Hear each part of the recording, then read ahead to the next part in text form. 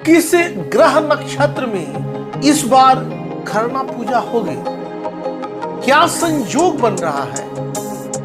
इन संयोग में पूजा करने से क्या फायदा होगा? इसका क्या है विशेष महत्व? खरना पूजा का मुहूर्त क्या होगा? खरना के पूजा की पूरी विधि क्या है? खरना पूजा में क्या क्या सामग्री का उपयोग किया जाता है? खरना पूजा में क्या प्रसाद बनता है, इसका भी क्या महत्व है? मिट्टी के चूल्हे और आम की लकड़ी पर क्यों बनता है यह पवित्र प्रसाद? इस पूजा में किन बातों का ध्यान रखना चाहिए? कौन सी गलतियां नहीं करनी चाहिए? खाने पीने में क्या सावधानियां रखना है? आइए जानते हैं इस वीडियो के माध्यम से इन सभी बिंदुओं के बारे में विस्तार से। नमस्कार, मैं हूं डॉक्टर श्रीपति त्रिपाठी।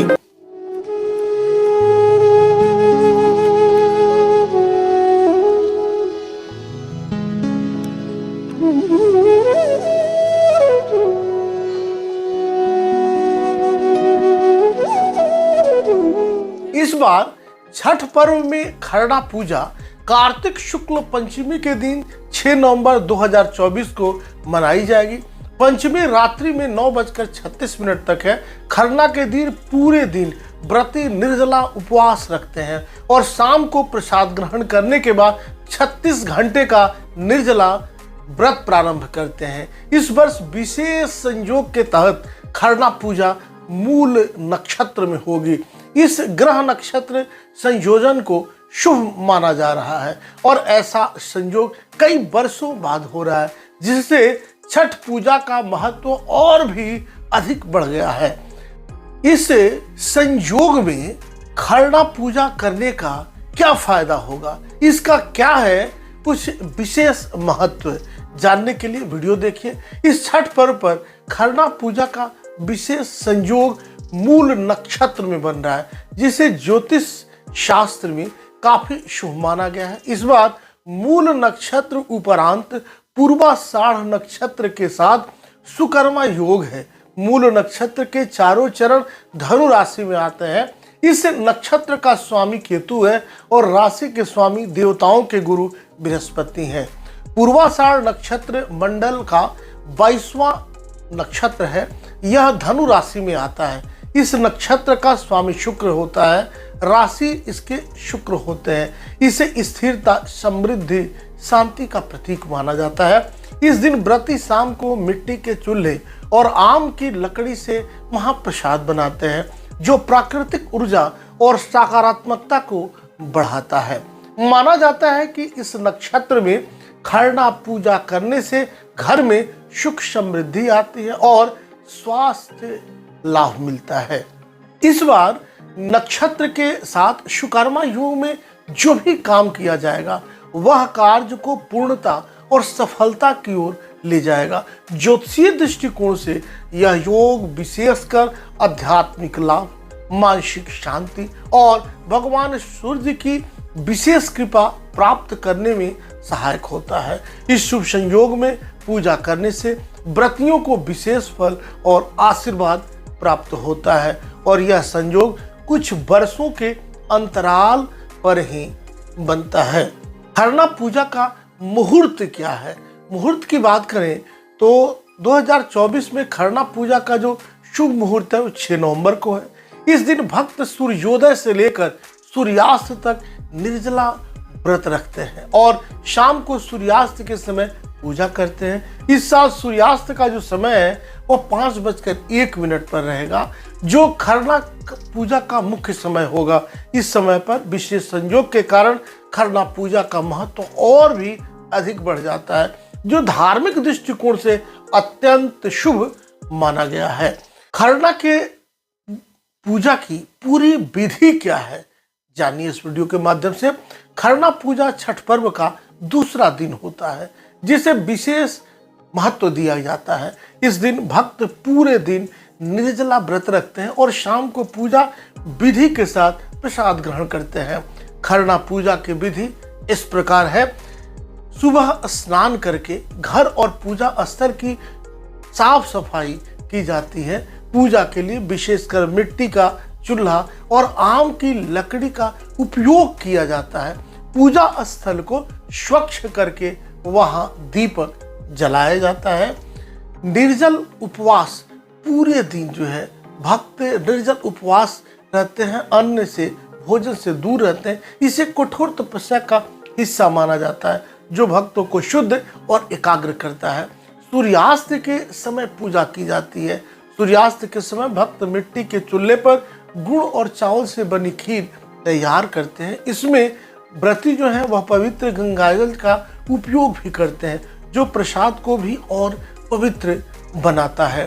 खीर और रोटी प्रसाद में दी जाती है।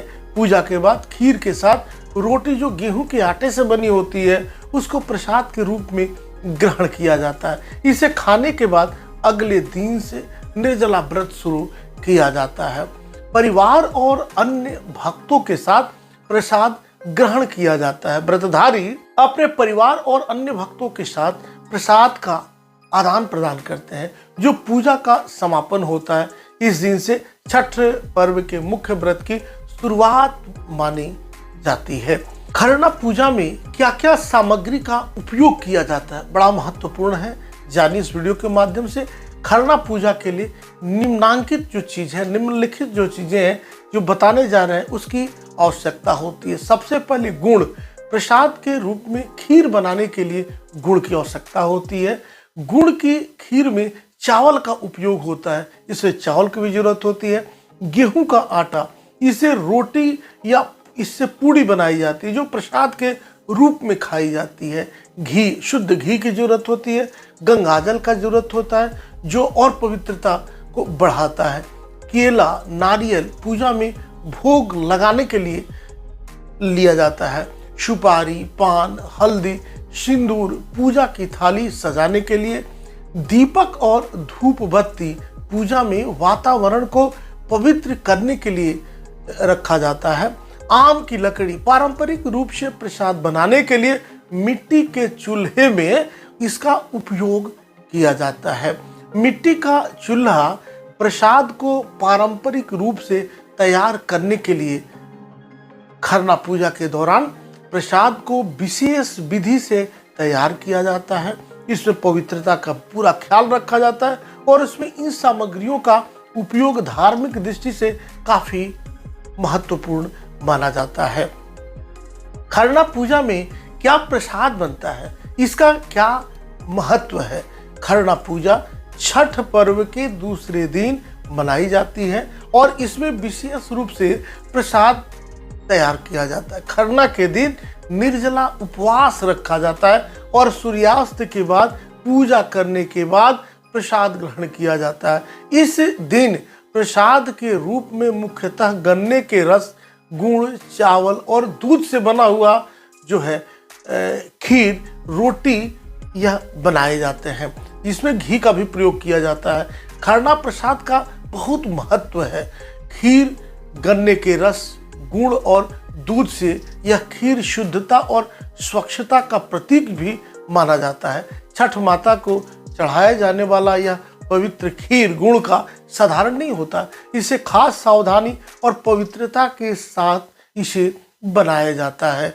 गेहूं के आटे से बनी रोटी जो है सरलता और सादगी का प्रतीक माने जाते हैं। इस दिन इन्हें खास तौर पर प्रसाद में शामिल किया जाता है।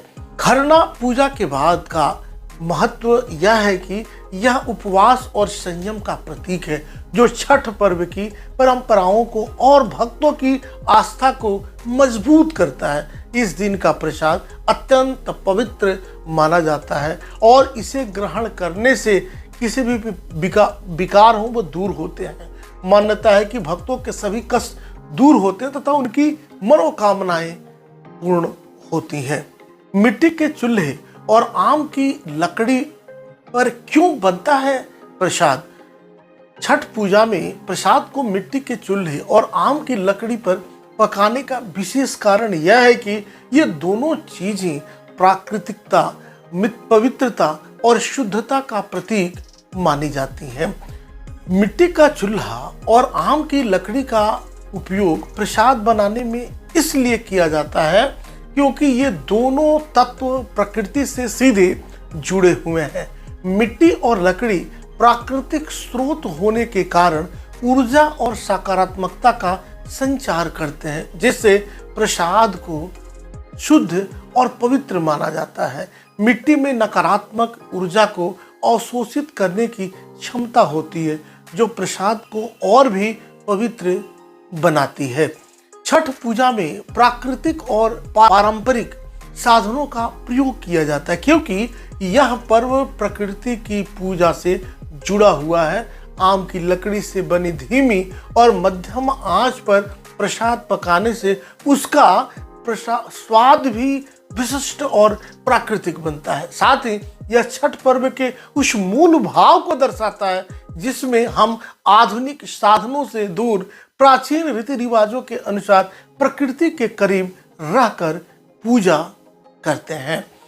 मिट्टी के चूल्हे और आम की लकड़ी पर प्रसाद पकाना समय लेने वाला काम है, जो भक्तों में धैर्य और तप की भावना को विकसित करता है। छठ पर्व में धैर्य, संयम और श्रद्धा का बहुत महत्व है और यह प्रक्रिया इन्हीं भावनाओं को प्रकट करती है। इस तरह से प्रसाद को पारंपरिक तरीके से बनाना छठ पूजा की आध्यात्मिकता और प्रकृति के प्रति समर्पण का प्रतीक है। इस पूजा में किन बातों का ध्यान रखना चाहिए, कौन सी गलतियां नहीं करनी चाहिए, खाने पीने में क्या सावधानियां रखना है, जानने के लिए अंत तक वीडियो देखिए। पूजा में ध्यान रखने योग्य कुछ महत्वपूर्ण बातें हैं और कुछ सावधानियां भी हैं, ताकि पूजा सही तरीके से की जा सके और उसका लाभ प्राप्त हो सके। पूजा स्थल को अच्छी तरह से साफ करें। अगर संभव हो तो रोजाना पूजा से पहले स्नान करें। पूजा के समय स्वच्छ कपड़े पहने। सफेद या हल्के रंग के कपड़े पहनना शुभ माना जाता है। पूजा के समय अपना ध्यान पूरी तरह से भगवान पर केंद्रित रखें। मन में शांति और स्थिरता बनाए रखें। पूजा के समय शोर शराबा बिल्कुल न करें। अगर घर में बच्चे या अन्य सदस्य हैं तो उन्हें भी शांति बनाए रखने को जरूर कहें। पूजा के दौरान इलेक्ट्रॉनिक उपकरणों जैसे कंप्यूटर, मोबाइल से दूरी बनाए रखें। पूजा के लिए आवश्यक सामग्री जैसे फूल, दीपक, अगरबत्ती, कपूर आदि पूरी तरह से तैयार रखें। फल और पत्ते ताजे और साफ हों। मुरझाए हुए या सूखे फलों का उपयोग बिल्कुल न करें। पूजा में मंत्रोच्चारण करते समय सही उच्चारण का ध्यान रखें। अगर कोई मंत्र याद नहीं है तो आप किताब या मोबाइल में देखकर पढ़ सकते हैं। अगर मंत्र नहीं आता तो भगवान के प्रति श्रद्धा के साथ सरल भाषा में प्रार्थना भी की जा सकती है। पूजा से पहले प्याज, लहसुन, मांसाहार और शराब का सेवन बिल्कुल न करें। यह आपके शरीर और मन को शुद्ध बनाए रखने में सहायक होता है। पूजा के समय सादा भोजन करें। हल्का और सात्विक आहार जैसे फल, दूध, दही, खिचड़ी आदि का सेवन करें। पूजा के दौरान पानी पीने से बचें। अगर बहुत जरूरी हो तो एकदम हल्का पानी पिएं। पूजा के बाद प्रसाद के रूप में जो कुछ भी मिले उसे श्रद्धा से ग्रहण करें और अन्य लोगों में भी जितना हो सके जरूर वितरित करें। कुछ और विशेष सावधानियां हैं, जानिए अंत तक इस वीडियो को देखिए। पूजा के दौरान किसी भी प्रकार की जल्दबाजी न करें। पूजा के बाद बचे हुए सामग्री को नदी में बहा दें या किसी पौधे के नीचे रखें। खास तौर पर फूल और पत्ते। प्रसाद को पवित्रता के साथ ग्रहण करें और उसके प्रति आभार व्यक्त करें। इन छोटी छोटी बातों का ध्यान रखकर आप अपनी पूजा को और भी अधिक लाभकारी बना सकते हैं। यह सूर्यदेव की पूजा है। सूर्यदेव का जन्म भी सप्तमी तिथि को ही हुआ था। उनके जीवन में शादी हो, ब्याह हो, जन्म हो तो ये सप्तमी के दिन ही किए हैं सूर्यदेव सब।